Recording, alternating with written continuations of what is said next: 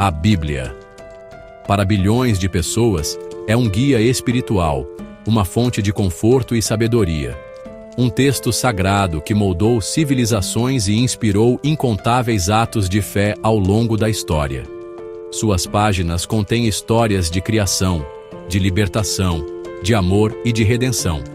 Histórias que conhecemos bem, contadas e recontadas de geração em geração. Mas, se olharmos mais de perto, em seus cantos mais antigos e menos explorados, encontramos narrativas que desafiam nossa compreensão. Histórias que são, para dizer o mínimo, surpreendentes. E algumas delas são profundamente, inegavelmente bizarras. Essas passagens nos forçam a parar e a questionar. O que elas significam? Por que estão ali? Elas nos lembram que o divino, por sua própria natureza, muitas vezes opera de maneiras que transcendem a lógica humana. São momentos em que o véu entre o nosso mundo e o sagrado se torna fino, revelando eventos que parecem saídos de um sonho febril ou de um mito antigo. Elas não são as histórias que você ouve na escola dominical, mas são parte integrante do tecido complexo e fascinante das Escrituras. Hoje, vamos embarcar em uma jornada por esses territórios desconhecidos da fé. Vamos explorar 10 das passagens mais estranhas e desconcertantes da Bíblia. Não para julgar ou zombar, mas para tentar entender o que essas histórias poderiam nos dizer sobre a natureza de Deus e a complexa experiência humana da fé. Prepare-se para ver um lado da Bíblia que você talvez nunca tenha imaginado. E para que não haja dúvidas, daremos a você os capítulos e versículos. Assim você poderá conferir tudo por si mesmo. Nossa primeira parada nos leva ao deserto, a uma história que parece desafiar a própria ordem da natureza. É a história de Balaão, um profeta contratado por um rei moabita para amaldiçoar o povo de Israel. Balaão parte em sua jumenta, uma companheira fiel em suas viagens. Ele acredita estar no controle de seu destino, seguindo um caminho que ele mesmo escolheu. Mas o universo, ou melhor, Deus, tem outros planos. Um anjo do Senhor, invisível aos olhos do profeta, posta-se no caminho com uma espada desembainhada, bloqueando a passagem. A jumenta, no entanto, vê o que o homem não consegue ver. Ela vê a presença divina e a ameaça iminente. 3 vezes, ela se desvia do caminho para salvar a vida de seu mestre. Primeiro, ela sai da estrada para o campo.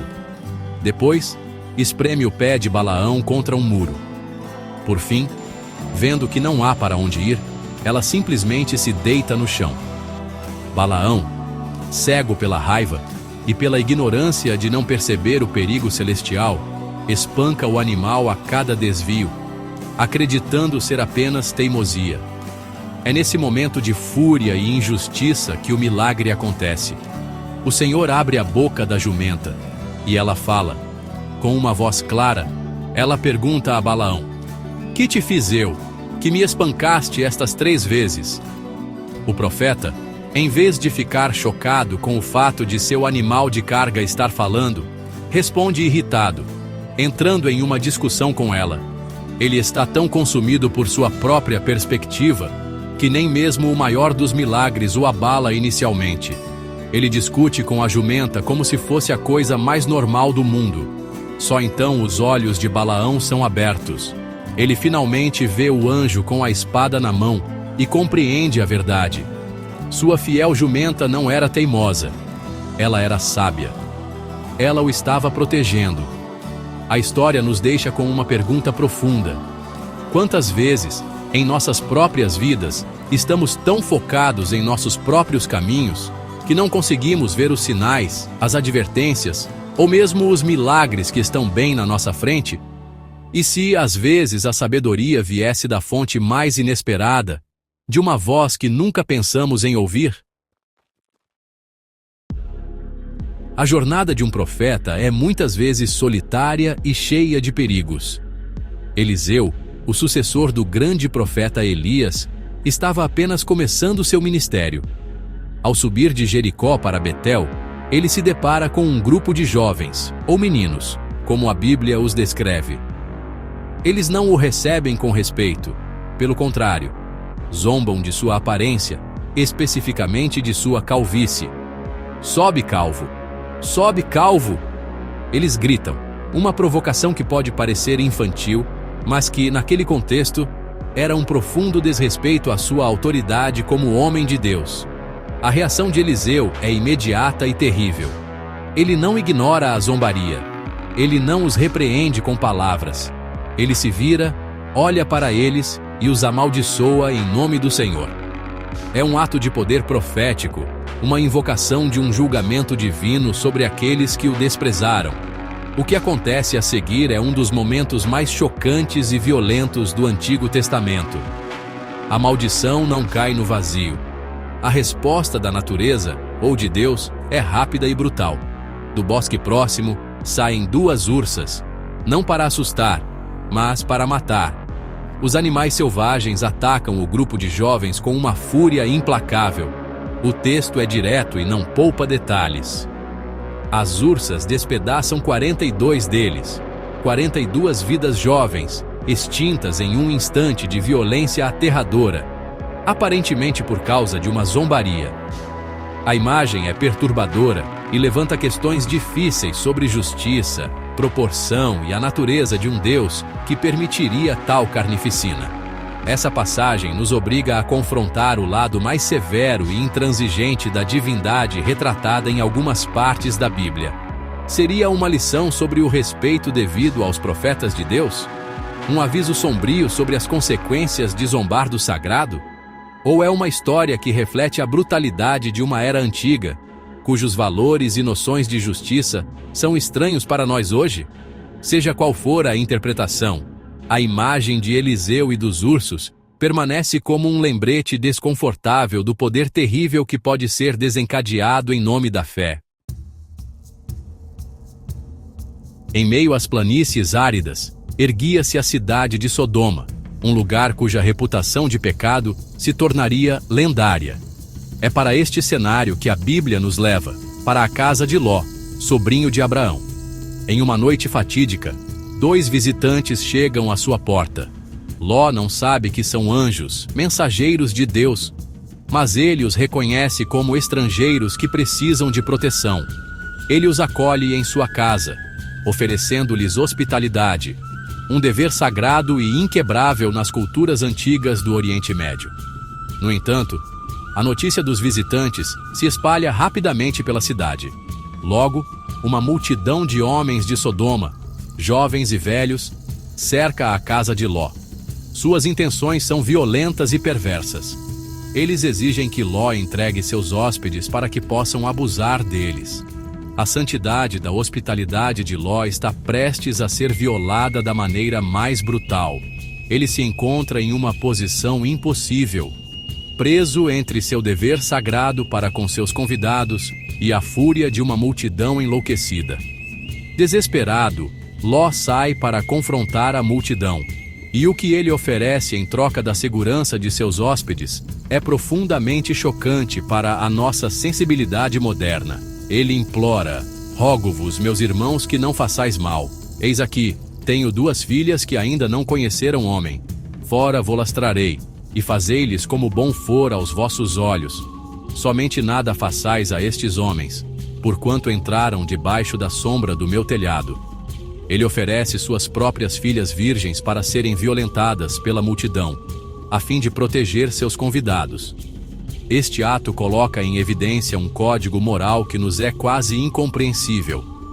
A honra de um homem e o dever da hospitalidade eram considerados tão supremos que podiam se sobrepor à segurança e à dignidade de suas próprias filhas. A história não celebra essa escolha, mas a relata com uma honestidade brutal. Ela nos força a confrontar as complexidades morais de um mundo antigo e a questionar o que significa ser justo em circunstâncias extremas. É um retrato sombrio de um homem tentando fazer o que ele acredita ser certo, em um mundo mergulhado na depravação. A vida de um profeta, muitas vezes, exige mais do que apenas palavras. Às vezes, exige que o próprio corpo do profeta se torne a mensagem. Nenhum profeta talvez tenha incorporado isso de forma mais visceral e chocante do que Ezequiel. Exilado na Babilônia, ele foi chamado por Deus para realizar uma série de atos simbólicos, ou, assim, um tipo de teatro de rua profético, para representar o destino iminente de Jerusalém. Eram performances destinadas a chocar o povo e fazê-lo entender a gravidade de seus pecados e o julgamento que viria. Uma das ordens mais bizarras e repulsivas veio quando Deus instruiu Ezequiel sobre a dieta que ele deveria seguir para simbolizar o cerco e a fome que Jerusalém enfrentaria. Ele deveria comer um pão de cevada, mas o método de cozimento era o que tornava a ordem tão terrível. Deus lhe disse: "E o teu pão de cevada o comerás, e o cozerás com o esterco que sai do homem, perante os seus olhos." Ele deveria usar fezes humanas secas como combustível para assar seu pão, à vista de todos. Este ato não era um capricho divino. Tinha um simbolismo poderoso e terrível. Representava a extrema contaminação e a escassez que o povo de Israel experimentaria no exílio. Eles seriam forçados a comer alimentos impuros entre as nações, em condições degradantes. O ato de Ezequiel era uma prévia gráfica da humilhação e do sofrimento que estavam por vir. Era uma mensagem que não podia ser ignorada, gravada na memória de todos que a testemunhassem através do cheiro e da visão repugnante. Ezequiel, horrorizado com a ordem, protesta. Ele, um sacerdote, nunca havia se contaminado com algo impuro. Ele clama a Deus, dizendo que sua alma nunca foi profanada. Em um raro momento de negociação divina, Deus cede. Ele permite que Ezequiel use esterco de gado, em vez de fezes humanas como combustível. Embora a concessão torne a tarefa um pouco menos repugnante, a mensagem central permanece. A história nos mostra até que ponto um profeta deve ir para comunicar a palavra de Deus, transformando seu próprio corpo em um símbolo vivo de desespero e contaminação. O poder de um profeta de Deus pode ser tão grande que transcende até mesmo a morte? A Bíblia nos conta uma história que sugere que sim. Depois de uma vida de milagres e serviço a Deus, o profeta Eliseu, o mesmo que amaldiçoou os jovens, finalmente morre e é sepultado. Seu ministério terreno havia terminado. Sua voz silenciara. Seus atos de poder eram agora apenas memórias, contadas e recontadas por aqueles que os testemunharam. Ou assim parecia. O tempo passou. A vida continuou em Israel, marcada por conflitos e perigos constantes. Durante um funeral, um grupo de israelitas estava prestes a sepultar um homem. De repente, eles avistam uma tropa de invasores moabitas se aproximando. Em pânico, precisando agir rapidamente para escapar, eles não têm tempo para completar o ritual funerário adequado. Eles procuram o lugar mais próximo para esconder o corpo e encontram uma tumba aberta, o túmulo do profeta Eliseu. Em sua pressa, eles lançam o corpo do homem morto para dentro do sepulcro, e então o impensável acontece. No momento em que o cadáver toca os ossos secos e sem vida de Eliseu, a vida retorna a ele. O texto bíblico é sucinto, mas poderoso. O homem reviveu e se levantou sobre os seus pés. Um milagre póstumo, um eco do poder divino que habitou em Eliseu durante sua vida, agora emanando de seus restos mortais. Esta história é única nas Escrituras. Ela fala de uma santidade tão profunda, de uma conexão com Deus tão poderosa, que ela permanece impregnada nos próprios ossos de um servo de Deus, muito depois de seu espírito ter partido. É um evento que desafia nossas concepções de vida, morte e o que acontece depois. Sugere que a influência de uma vida santa não termina no túmulo. Para os fiéis, é uma poderosa afirmação de que o poder de Deus não está limitado pela mortalidade humana e pode se manifestar das maneiras mais inesperadas e milagrosas. A obediência a Deus, nas narrativas bíblicas, é muitas vezes uma questão de vida ou morte. A história de um profeta anônimo de Judá ilustra essa verdade de uma forma trágica e bizarra. Este homem de Deus é enviado pelo Senhor a Betel com uma missão específica: profetizar contra o altar idólatra erguido pelo rei Jeroboão. Ele também recebe uma ordem muito clara: não comerás pão, nem beberás água, nem tornarás pelo caminho por onde foste. Era um teste de obediência absoluta. O profeta cumpre a primeira parte de sua missão com coragem. Ele entrega a profecia, e um milagre acontece, confirmando suas palavras. O rei Jeroboão o convida para comer em sua casa, mas o profeta recusa firmemente, citando a ordem de Deus. Ele está no caminho certo, mantendo-se fiel ao comando divino. Ele inicia sua jornada de volta para casa, tomando um caminho diferente, como lhe foi ordenado. Até aqui, tudo parece estar em perfeita ordem.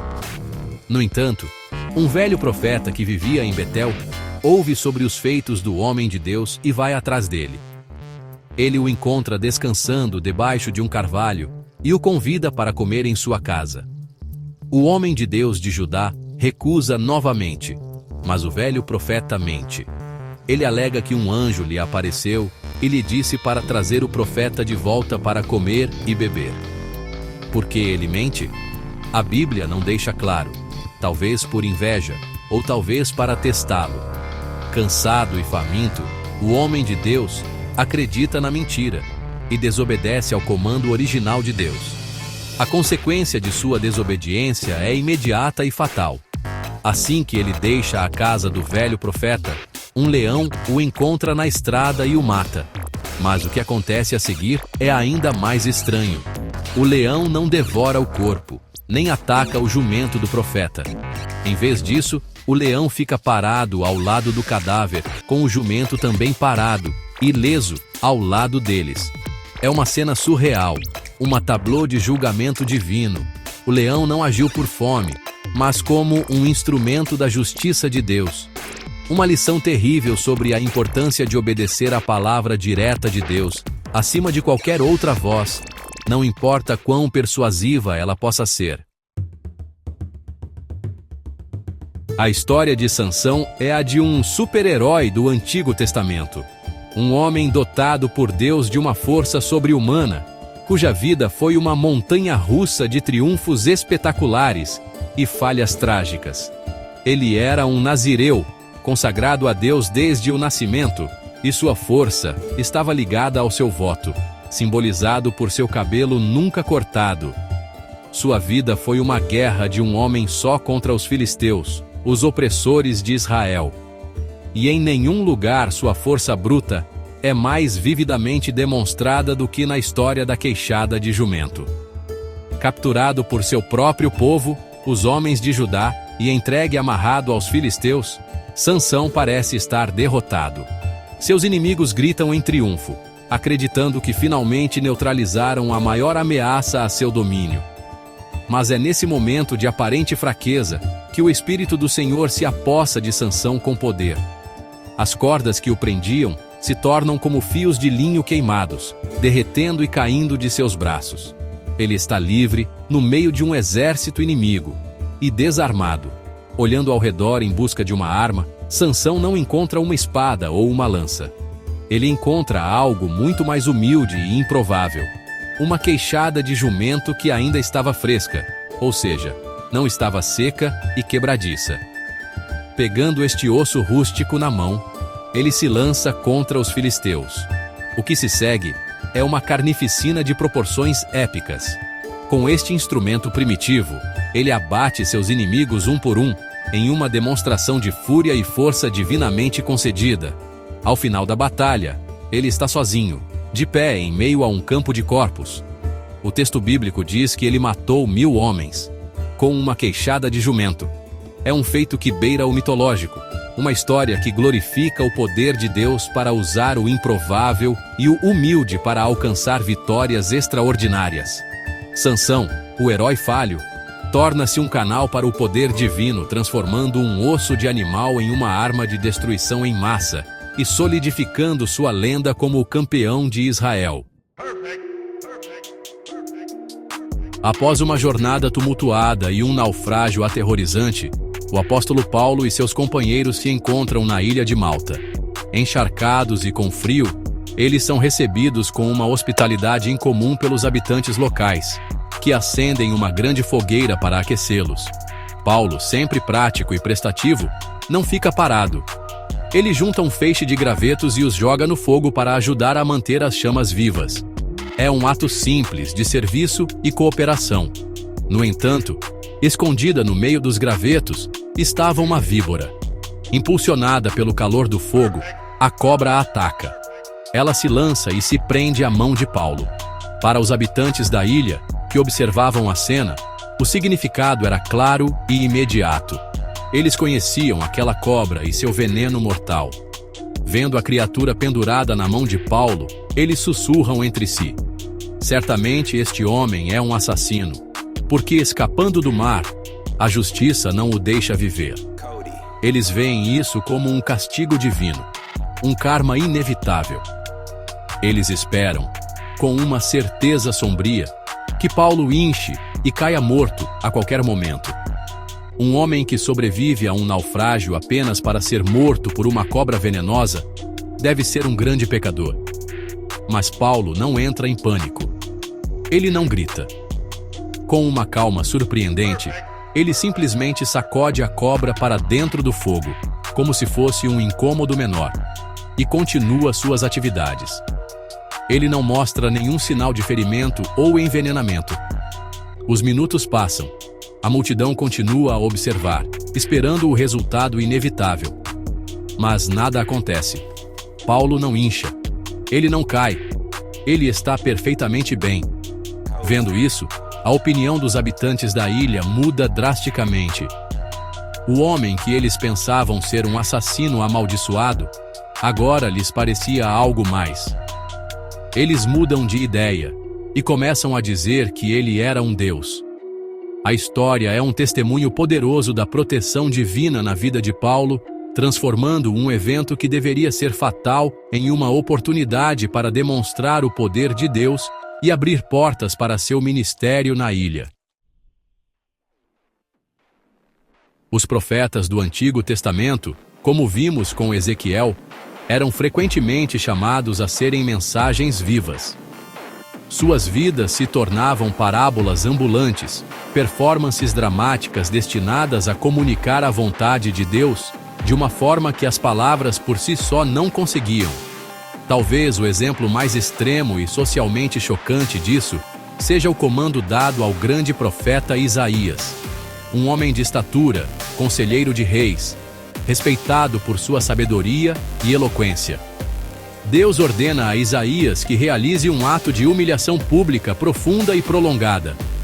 Ele deveria remover suas roupas de saco, o traje típico de um profeta, e tirar as sandálias de seus pés. Ele deveria andar nu e descalço.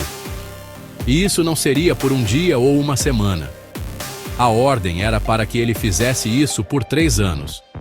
Imagine um líder respeitado em sua comunidade, de repente despojando-se de todas as suas roupas e andando pelas ruas, dia após dia, em um estado de completa vulnerabilidade. Este não era um ato de loucura, mas um poderoso e angustiante ato simbólico. Isaías se tornou um sinal, uma profecia viva. Sua nudez e vulnerabilidade representavam o destino que aguardava o Egito e a Etiópia, nações nas quais Israel tolamente confiava para a proteção contra a poderosa Assíria. A mensagem era clara e brutal. Assim como Isaías estava nu e desamparado, também os egípcios e etíopes seriam levados cativos pelos assírios, jovens e velhos, nus e descalços, para a vergonha do Egito. É difícil para nós imaginarmos o custo pessoal de tal ato. A vergonha, o ridículo, o desconforto físico.